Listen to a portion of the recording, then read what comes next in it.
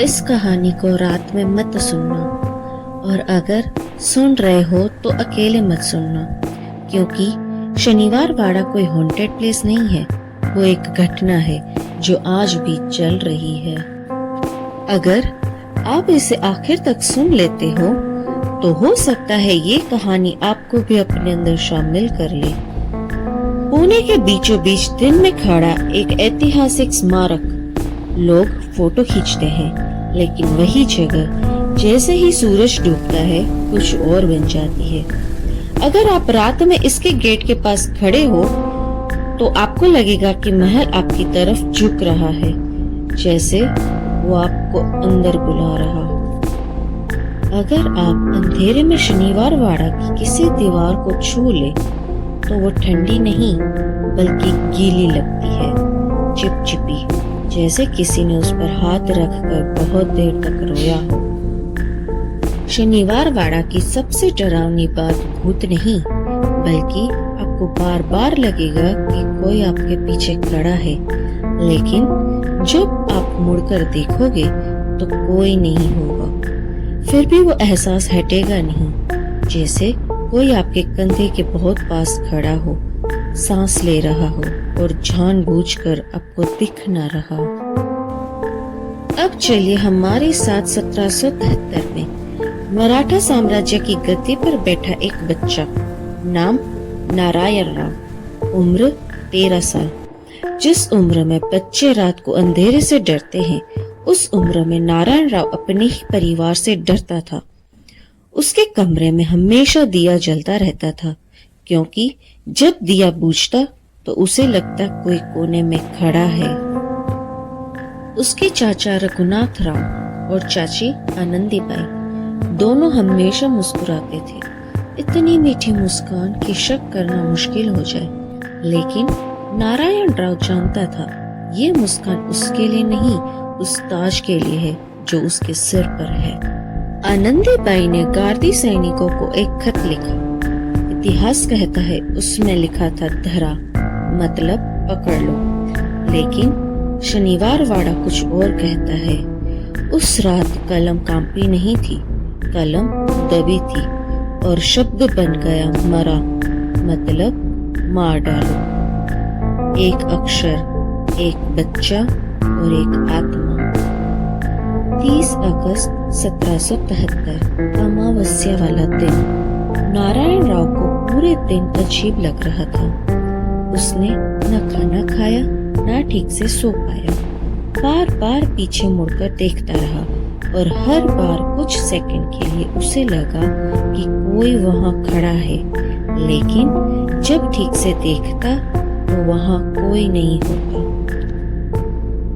नारायण राव को नहीं पता था कि ये उसकी आखिरी रात है, और उसे ये भी नहीं पता था कि मरने के बाद उसकी कहानी शुरू होने वाली है।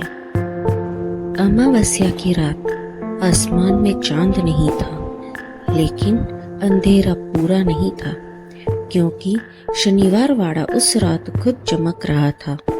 दियों की रोशनी में नहीं, बल्कि एक अजीब सी पीली चमक में, जैसे पत्थरों के नीचे कुछ जल रहा हो, कुछ सुलग रहा हो।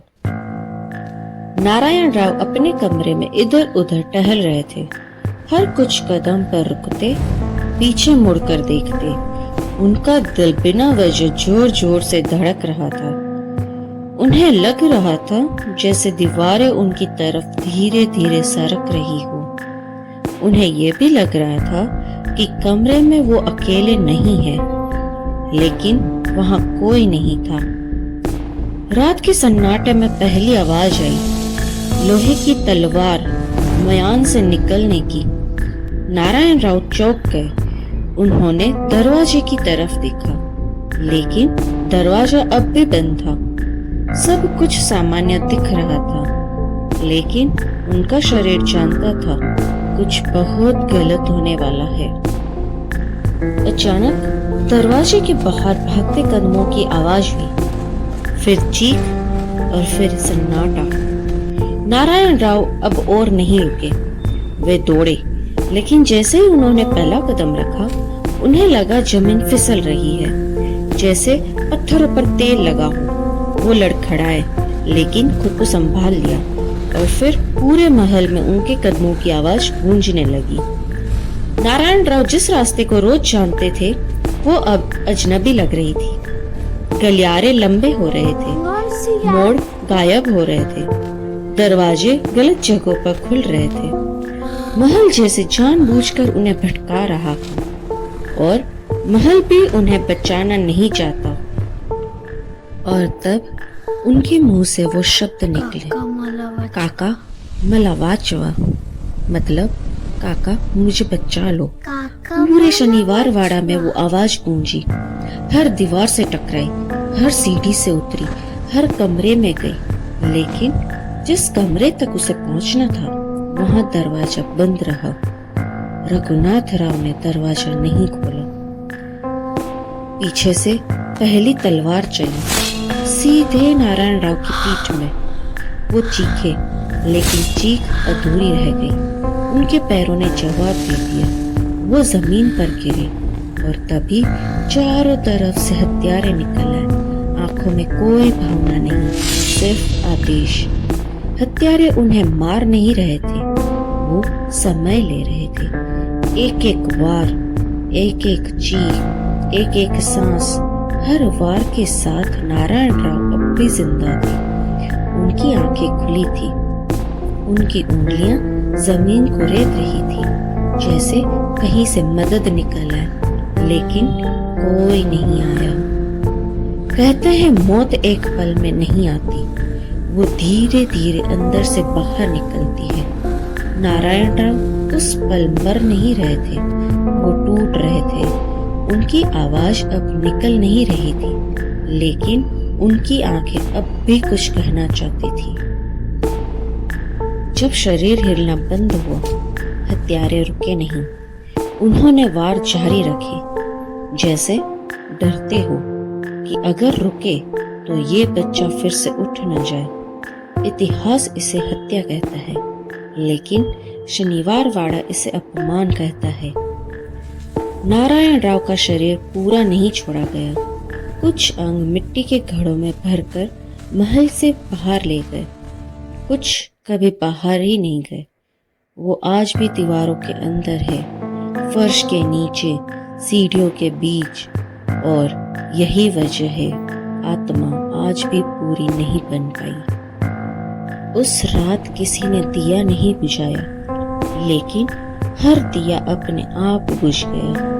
नौकरों ने बताया, उन्हें लगा कोई उनके सिर के पास खड़ा है, सांस ले रहा है और हर सांस के साथ रोने की आवाज आ रही है।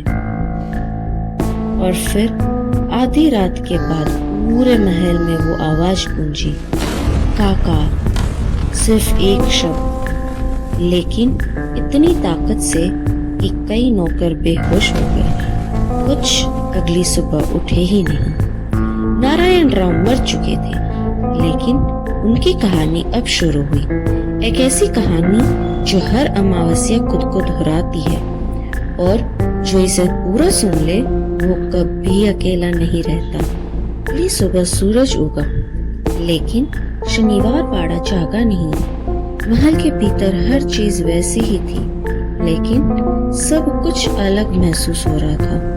नौकरों ने बताया, हवा में एक भारीपन था, सांस लेना मुश्किल लग रहा था, जैसे किसी ने पूरा महल काले कपड़े में लपेट दिया हो। उस दिन के बाद लोग बदलने लगे। एक नौकर जो रोज हंसता था अचानक चुप हो गया। एक सैनिक जो बहादुर था रात को कोने में बैठकर रोने लगा। किसी ने कुछ देखा नहीं, लेकिन सब ने कुछ महसूस किया। नारायण राव कभी दिखाई नहीं दिए, कोई साया नहीं, कोई चेहरा नहीं, लेकिन हर कोई जानता था कि वो वही है। कभी पीछे खड़े होकर, कभी बहुत पास से, तो कभी किसी और की आवाज में।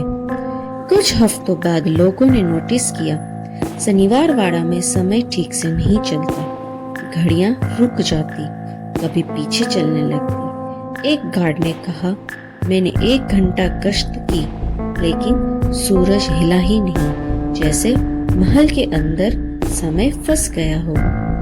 जिस कमरे में नारायण राव मरे थे वहां फर्श पर एक निशान था, सफेद, पहले छोटा फिर धीरे धीरे बड़ा होने लगा। लोगों ने उसे साफ किया, पत्थर बदले गए, लेकिन हर अमावस्या के बाद वो और उभर गया, जैसे नीचे से कुछ सांस ले रहा हो। महल में पुजारी बुलाए गए, हवन हुआ, मंत्र पढ़े गए, घंटे बजाए गए, लेकिन जैसे ही मंत्र तेज होते हवा और ठंडी होती जाती, दिए बुझ जाते और उसी कमरे से एक धीमी आवाज आती, काका। उस रात के बाद एक पुजारी कभी नहीं बोला और दूसरा पागल हो गया। सालों में कई गार्ड बदले गए, कोई 6 महीने से ज्यादा नहीं टिका। सबकी एक जैसी शिकायत थी, रात के आखिरी पहर कोई उनके कंधे के पास खड़ा होता है, सांस लेता है, और जब वो मुड़ते हैं तो कोई नहीं होता, लेकिन जमीन पर छोटे छोटे गीले पैरों के निशान जरूर होते हैं। एक रात एक गार्ड ने महल के बंद हिस्से में एक पुराना कागज देखा, वही खत, मारा वाला। कागज नया लग रहा था, जैसे अभी लिखा गया हो। गार्ड ने उसे छूने की कोशिश की और अगले ही पल वो राख बन गया और राख से हवा में एक शब्द उभरा, काका। उस गार्ड की आवाज हमेशा के लिए चली गई। हर अमावस्या शनिवार वाड़ा फिर से 1773 बन जाता है। वही रात, वही डर, वही चीख। कई लोगों ने दावा किया है भागते कदमों की आवाज सुनने का। किसी ने कहा उसे लगा कोई उसे खींच रहा हो, लेकिन सबसे ज्यादा जो सुना गया वो थी वही पुकार, काका मलावाचवा। आज शनिवार वाड़ा एक संरक्षित स्मारक है। दिन में पर्यटक आते हैं, फोटो लेते हैं, लेकिन शाम 6:30 के बाद दरवाजे बंद हो जाते हैं, क्योंकि रात को यह जगह लोगों की नहीं रहती। गार्ड्स कहते हैं उन्होंने एक बच्चे की परछाई देखी है जो जमीन को छुए बिना चलता है, जिसकी आंखें नीचे नहीं सीधे आपकी तरफ होती है। जानकारों का मानना है नारायण राव की आत्मा आज भी इसलिए भटक रही है क्योंकि उनका शरीर कभी पूरा दफन नहीं हुआ। कुछ हिस्से आज भी दीवारों के भीतर है और जब तक वो हिस्सा मिलेगा नहीं, आत्मा पूरी नहीं होगी। अब एक सवाल आपसे, अगर आप ये कहानी रात में सुन रहे हैं तो एक पल के लिए रुक जाइए। क्या आपके कान के पास हल्की ठंडी हवा महसूस हो रही है? क्या अभी अभी आपको लगा कोई आपका नाम ले रहा हो? अगर हाँ, तो डरिए मत, वो बस आपसे पूछ रहा है, काका मुझे बचाओगे? क्योंकि कहते हैं जो इस सवाल का जवाब देता है वो अगली अमावस्या खुद कहानी बन जाता है। अगर ये कहानी आपके रोंगटे खड़े कर गई हो तो हमारे वीडियो को लाइक करें, शेयर करें और हमारे चैनल आत्मकथा को सब्सक्राइब करना ना भूलिए। अगली बार हम मिलेंगे एक और शापित जगह, एक और अधूरी आत्मा के साथ। शुभ रात्रि, अगर आप सो सके तो।